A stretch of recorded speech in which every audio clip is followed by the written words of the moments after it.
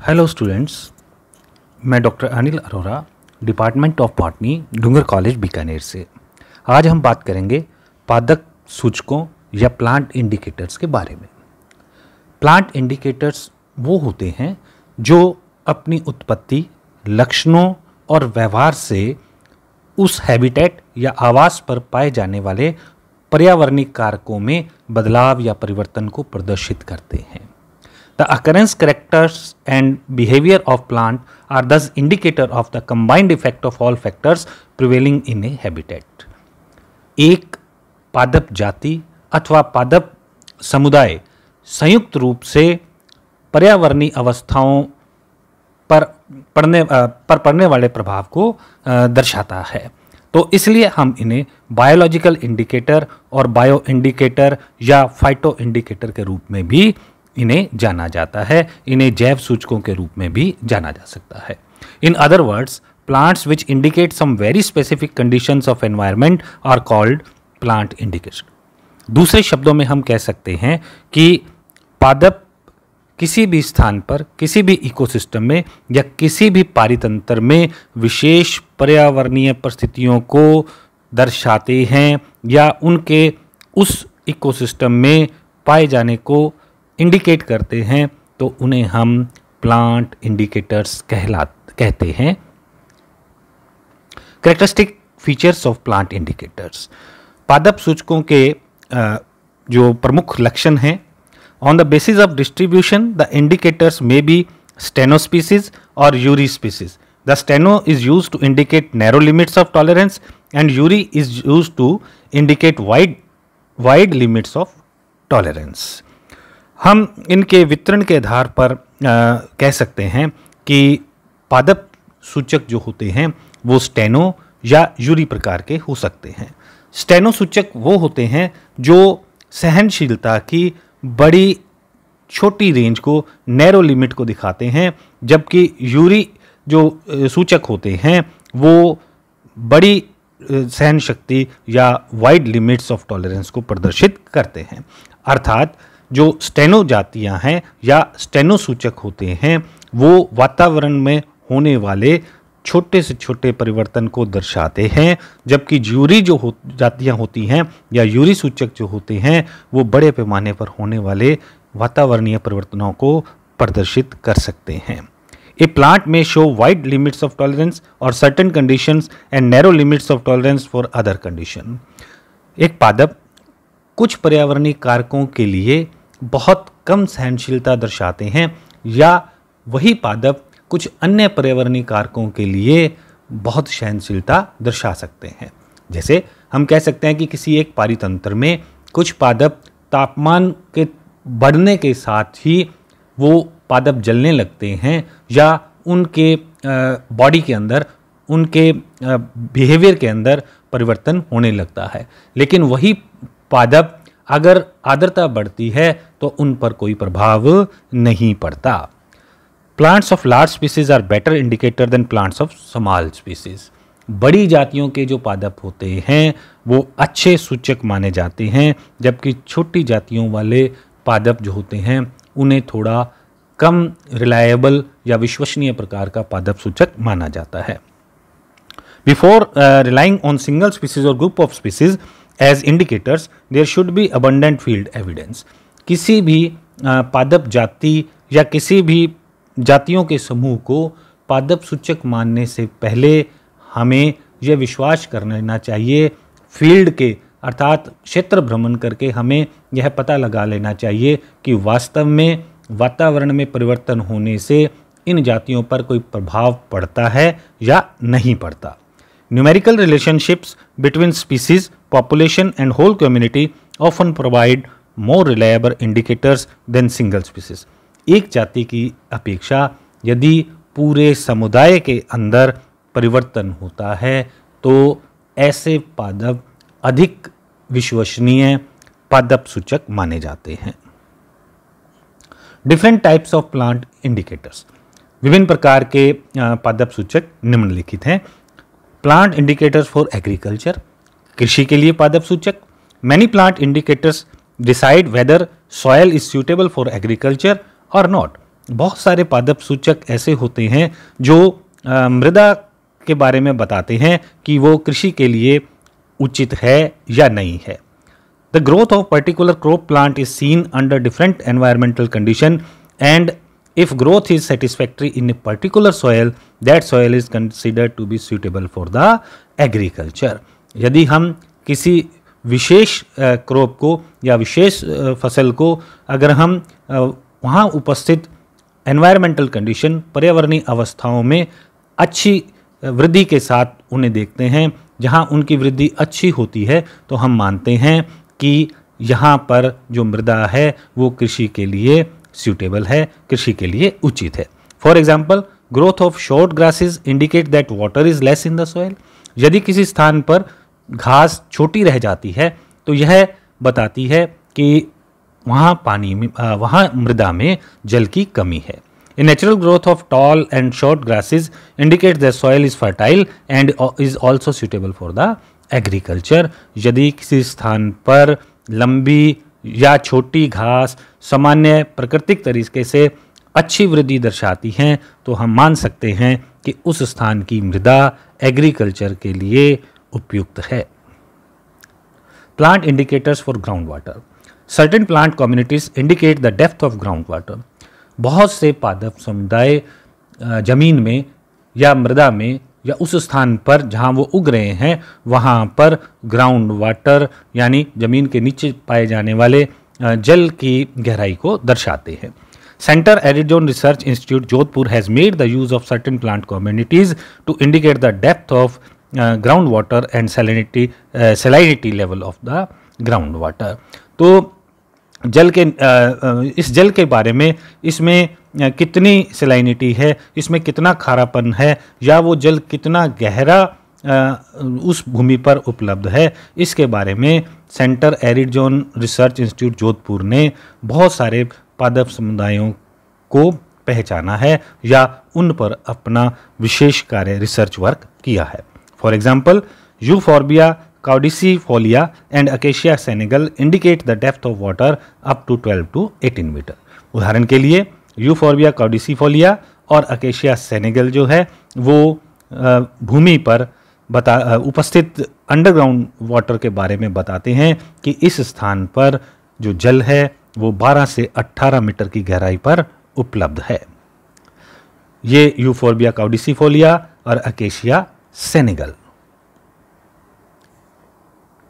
Plant indicators for overgrazing. Many plants are overgrazed, which results in modification of grassland. किसी स्थान पर यदि पादपों को वहाँ रहने वाले पशु अधिक मात्रा में चर जाते हैं या वहाँ चराई अधिक हो जाती है तो वो स्थान घास स्थलों में परिवर्तित हो जाते हैं। It has been seen that grasses are removed by overgrazing while others distributed and forest production is considerably reduced. यदि किसी स्थान पर पशु अधिक चराई करते हैं तो उस स्थान पर चारा मिलना मुश्किल हो जाता है या चारे का संकट उपस्थित हो जाता है।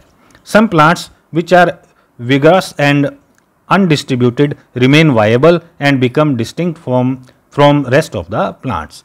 ऐसे स्थानों पर कुछ पादप जो होते हैं वो कम पाए जाते हैं और अलग स्थानों पर उपलब्ध होते हैं और दूसरे पादपों से अलग दिखाई देते हैं। वो चराई से बचे रहते हैं, वो उन पशु उनकी आसानी से चराई नहीं कर सकते या उन्हें खाते नहीं हैं। Some plant shows characteristic indication of overgrazing which can be recognized.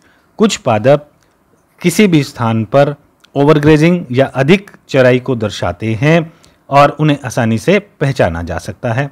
The predominance of annual weeds and short-lived impalatable perennials indicate severe grazing. यदि किसी स्थान पर ऐसी वर्षीय खरपतवार उपस्थित है जो पशुओं द्वारा आसानी से चबाई नहीं जा सकती या जिन्हें पशु खाना पसंद नहीं करते, अगर वो पादप वहाँ पर उपस्थित हैं तो हम कह सकते हैं कि इस स्थान पर चराई अधिक मात्रा में उपस्थित होती है या अधिक मात्रा में पाई जाती है।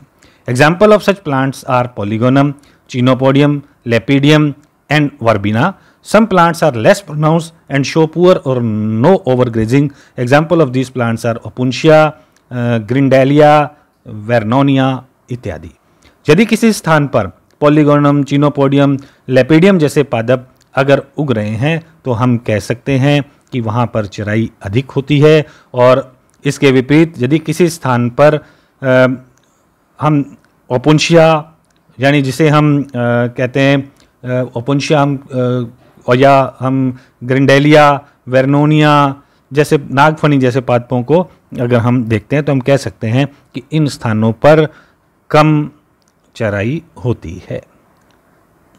ये पॉलीगोनियम और चिनोपोडियम हैं। Plant indicators of forest. Some plants indicate the characteristic type of forest and they grow in an area which is not disturbed. कुछ पादप जो होते हैं वो ये दर्शाते हैं कि इस स्थान पर किस प्रकार के जंगल मिल सकते हैं।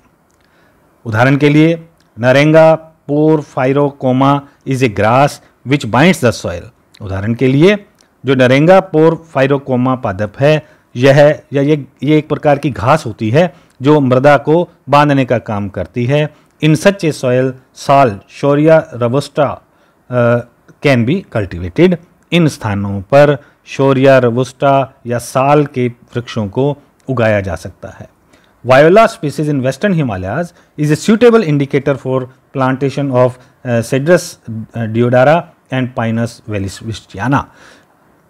वायोला जाति का जो पादप है यह पश्चिमी हिमालयों में मिलता है और यह एक सही इंडिकेशन है, सही सूचक है कि इन स्थानों पर सिड्रस डियोडारा और पाइनस वेलिसियाना जैसे पादप हमें प्राप्त हो सकते हैं। ये नरेंगा पोरफाइरोकोमा और वायोला स्पीसीज के photographs. Plant indicators for humus. Some plants act as humus indicators. कुछ पादप ह्यूमस की उपस्थिति को दर्शाते हैं। Monotropa, Neottia and mushrooms indicate the presence of humus in the soil। Monotropa, neottia, mushroom जिन स्थानों पर पाए जाते हैं वहाँ पर हम कह सकते हैं कि मृदा में ह्यूमस उपस्थित है। स्ट्रोबाइलेंथस and इम्पेटियंस indicate the presence of high humus or litter which prevents regeneration of tree species। स्ट्रोबाइलेंथ जैसे जो पादप हैं वो जिस स्थान पर उपस्थित हैं उसके बारे में सूचित करते हैं कि यहाँ पर ह्यूमस की मात्रा अत्यधिक पाई जाती है जिससे यहाँ वृक्ष जातियाँ आसानी से नहीं उग सकती। ये मशरूम और strobilanthes. Plant indicators for moisture. आर्द्रता के लिए भी पादप सूचक उपस्थित होते हैं। Plant which prefer to grow in arid area indicates the poor or very low moisture content in the soil।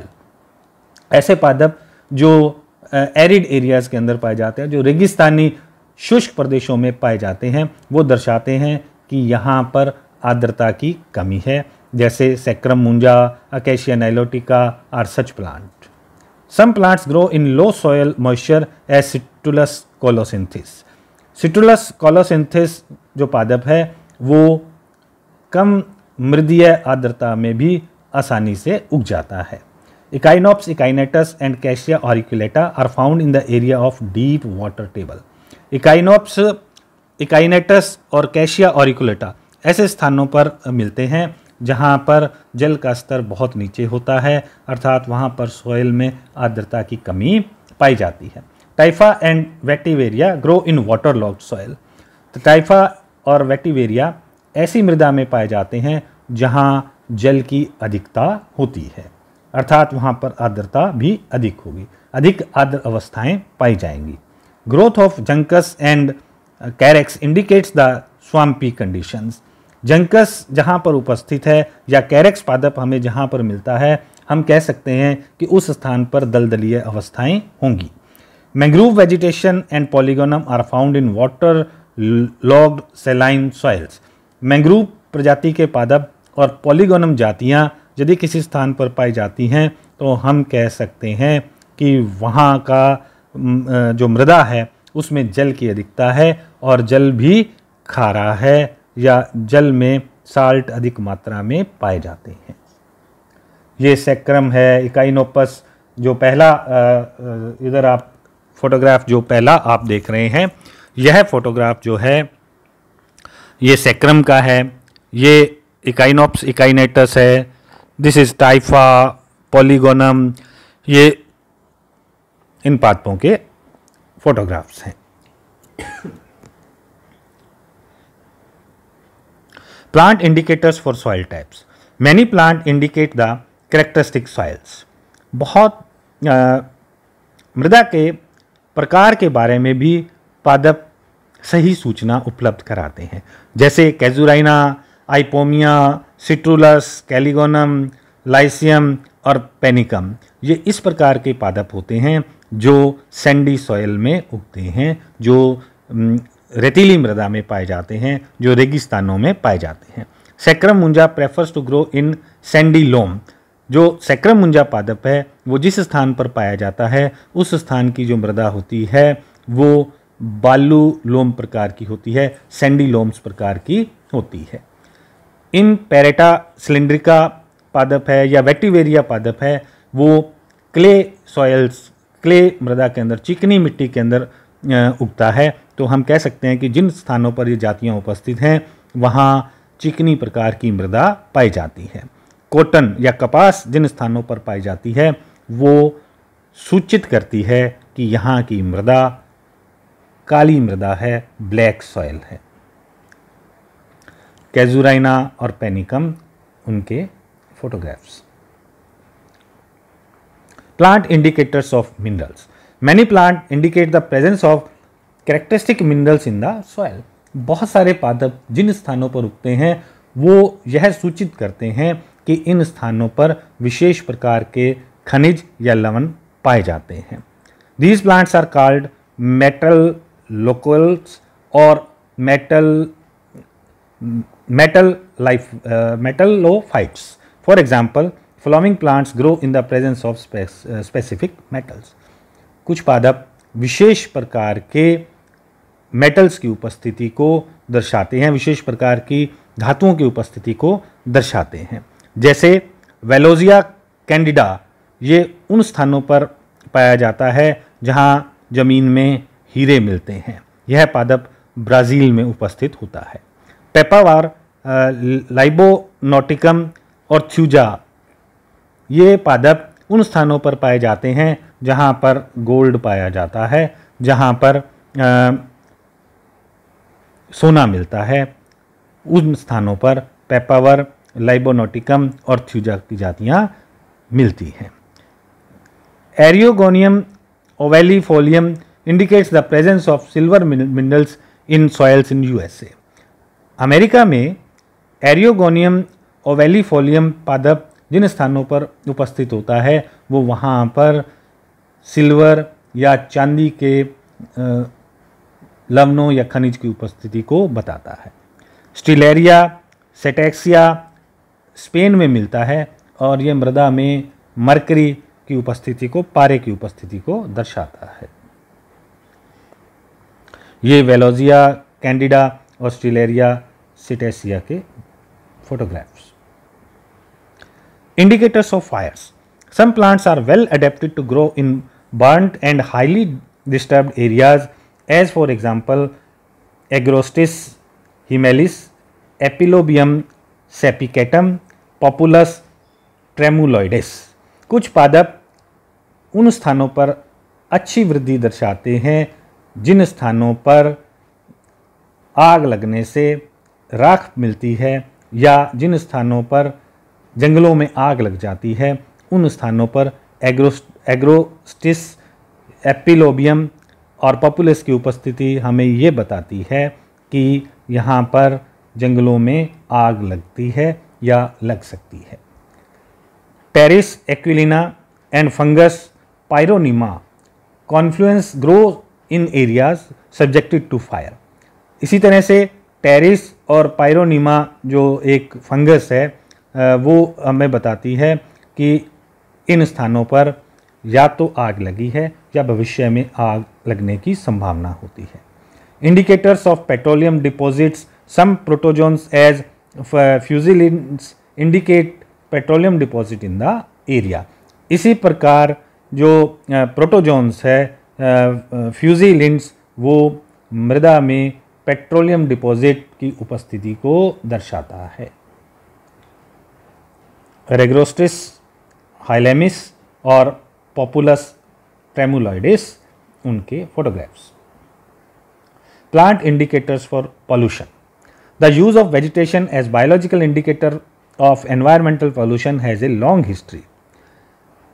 पादपों का पर्यावरणीय जो पॉल्यूशन है उसके बारे में सूचना देना या उसके बारे में इंडिकेशन देना, इसका एक लंबा इतिहास है। Knowledge of specific resistance to pollutant is of a practical significance when plants grow in industrial or thickly populated area. जब पादप ऐसे स्थानों पर पाए जाते हैं जहां पर इंडस्ट्री लगी हुई है या जहां पर अधिक जनसंख्या है या शहरी क्षेत्र होते हैं, उन स्थानों पर जो पादप उगते हैं वो पॉल्यूशन के बारे में बताते हैं या पॉल्यूशन की सूचना देते हैं। ऐसे पादप जो होते हैं वो पॉल्यूटेंट्स के बारे में मनुष्यों से भी ज़्यादा सेंसिटिव होते हैं। Therefore plants can be used for bio indicators of environmental pollution. तो ऐसे पादप हैं, उन्हें पर्यावरणीय प्रदूषण का सूचक माना जा सकता है। उदाहरण के लिए ब्रायोफाइट्स और लाइकेंस की अनेक प्रजातियां। बायोकेमिकल एंड फिजियोलॉजिकल चेंजेस, पादपों में होने वाले जैव रासायनिक या उनके शरीर क्रिया जो फंक्शंस हैं, अगर उनमें कोई परिवर्तन होता है तो वो भी पादप सूचक के रूप में कार्य कर सकते हैं। अर्थात वो भी आसपास होने वाले पर्यावरणीय परिवर्तनों को, पर्यावरणीय कारकों में होने वाले परिवर्तन को दर्शाते हैं। जैसे कहीं पर पत्ती में अगर क्लोरोफिल ए, क्लोरोफिल बी, इनके मात्रा में या इनके साथ उपस्थित दूसरे पिगमेंट की मात्रा में अगर परिवर्तन होता है तो यह वहाँ पर उपस्थित पॉल्यूशन या किसी अन्य प्रकार के परिवर्तन को दर्शाता है। Chlorophylls A and B have been measured as index for response to different types of pollution. In cassia and cynodon, 5% reduction of chlorophyll has been observed while saccharum the pigment is least affected. जैसे cassia और साइनोडोन की कुछ जो जातियां हैं, साइनोडोन की कुछ जो जातियां होती हैं, अगर उनमें क्लोरोफिल में 5% की कमी होती है तो पता चलता है कि वहाँ के पर्यावरण में पॉल्यूटेंट्स या प्रदूषक उपस्थित हैं। Chemical estimation like proteins, amino acid, soluble sugar, sucrose and starch, reducing sugars, vitamin C, riboflavin, thiamine and carbohydrates are used to indicate the foliar sensitivity to air pollution. वायु में होने वाले प्रदूषण का पता लगाने के लिए पादपों की पत्तियों के जैव रासायनिक परीक्षण भी किए जा सकते हैं। यदि उनके प्रोटीन, अमीनो एसिड, उनकी शर्करा, उनके सुक्रोज या स्टार्च में या विटामिन्स में किसी प्रकार का परिवर्तन होता है तो वो वहाँ पर उपस्थित वायु प्रदूषण को दर्शाते हैं। Thank you so much. ये वीडियो यहीं समाप्त होता है।